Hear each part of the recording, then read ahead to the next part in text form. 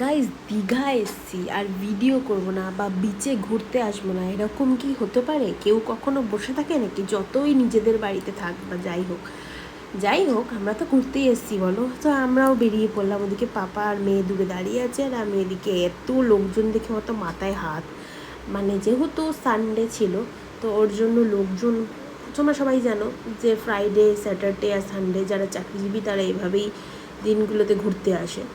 তো যাই হোক, এদিকে আমরা সবাই চলে এসেছি, আর এদিকে মা আমাকে দেখিয়ে বলছে চ একটু ওর জন্য হেয়ার ব্যান্ড কিনি।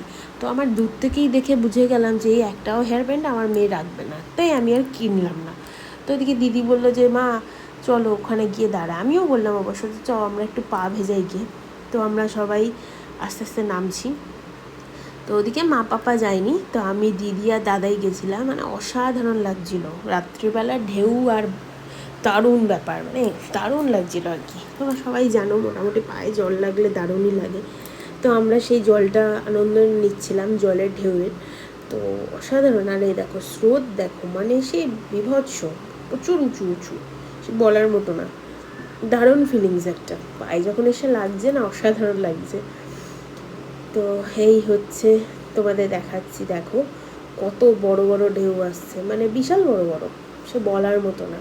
আর এদিকে আমাকে দাদা বললো যে আমাকে একটা ফটো তুলে দে। আমি বললাম ফটো না, তোরা একটা ভিডিওই করে দিই, একটু পোজ মোজ দিয়ে দাঁড়া, দারুণ আসছে। ও বলছে ঠিক আছে ঠিক আছে। আমি বললাম হ্যাঁ হ্যাঁ, দারুণ এসছে, অনেক মেয়ে উঠবে তোকে দেখলে, অনেক মেয়ে তোকে লাইন মারবে। আর এদিকে দিদি শুনে বোন হলো দু, এরম ভাবছে মনে মনে, কিন্তু আমি তো ঢেউ দেখি বাবা। আর আমি এদিকেও তাই, আমিও বলছি আমিও তাহলে তাই করি।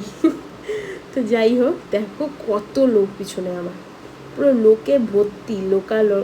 বলে না লোকালরণ্য, নাকি এটা কথা আছে, আমার ঠিক মুখ দিয়ে বেরোচ্ছে না। যাই হোক, তো আমি দিদিকে বললাম চ দিদি এবার উঠি উপরে। তো উঠে চলে এসেছি আমরা। উঠে তো বললাম চ একটুখানি না ঘুরে আসা যাক।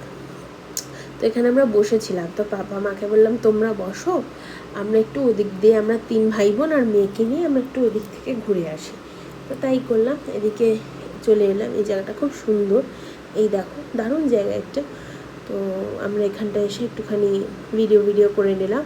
এদিকে প্রচণ্ড হাওয়া দিচ্ছিল, ভীষণ সুন্দর একটা জায়গা। আর এদিকে মেয়ের মুখটা দেখো, খুব বিরক্তি লাগছে ওর মনে হয়, জানি না কেন ওর মুখটা করে আছে, বুঝতে পারলাম না আমিও। তো যাই হোক, দিদি বললাম চ দিদি একটু ব্যাগের দোকানে বা ওই সাইডের দোকানগুলোতে একটু জায়গা, ব্যাগগুলো বেশ সুন্দর লাগছিলো, ভাবছিলাম নেবো। তাই বললাম না থাক, দরকার নেই, আমার তো অনেক ব্যাগ, এখন আর ব্যাগ কিনে লাভ নেই, এত ব্যাগ জমিয়ে আর কী করবো। তো ওর জন্য আমি আর নিলাম না। তা আমি এলাম চ তাহলে ওদিকেই যাওয়া যাক। ওইদিকে দিদি ভিডিও করছিল। দোকানগুলোতে বেশ ভিড়, ভালোই ভিড় ছিল, মোটামুটি সব দোকানেই ভিড় আছে দেখলাম, মানে এত লোক এসছে এবারে। তো আমি তো অবাক হয়ে গেছি। দুদিন আমি এর আগের দিন বিচে গেছিলাম, সেই ভিডিও আমি করিনি, কারণ বিচটা ফাঁকা ফাঁকা লাগছিলো। কিন্তু আমি কালকে গিয়ে আমার মাথা ঘুরে গেছে, ও মাই গড কত লোক এসছে, পুরো মানে লোকে ভর্তি, মানে জায়গা নেই, পা ফেলার মতো জায়গা নেই। তো আমি মেয়েকে দেখাচ্ছিলাম এই দেখ কী সুন্দর। তো কোনো ইন্টারেস্ট দিল না বলে আমিও আর দেখলাম না। তো আমরা সব এদিক দিয়ে ওদিক দেখছিলাম দোকানগুলো। অনেক দিন এইদিকে আসা হয় না, বিচে আসি ঠিকই, কিন্তু কোনো দোকানে ঢোকা হয় না। দেখলাম ভালোই নতুন নতুন অনেক কালেকশন এসছে। তো আমি আর কিছু নিলাম না, কারণ আমি দীঘাতে যখনই আসি প্রচুর শপিং করি, তো আমার নেওয়ার মতো কিছু নেই। তো ওর জন্য আমি কিছু না কিনেই বাইরে বেরিয়ে চলে এলাম।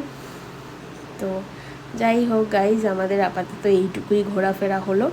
তারপরে আবার বাড়ি যাওয়ার সময়, এটা আমি বাড়ি যাওয়ার টাইম হয়ে গেছে, তো ওর জন্য আর ভিডিও করলাম না, বললাম চ এবার বাড়ি যাওয়া যাক। তো চলো গাইজ, বাই, টাটা। তাড়াতাড়ি চ্যানেলটা সাবস্ক্রাইব করে দিও।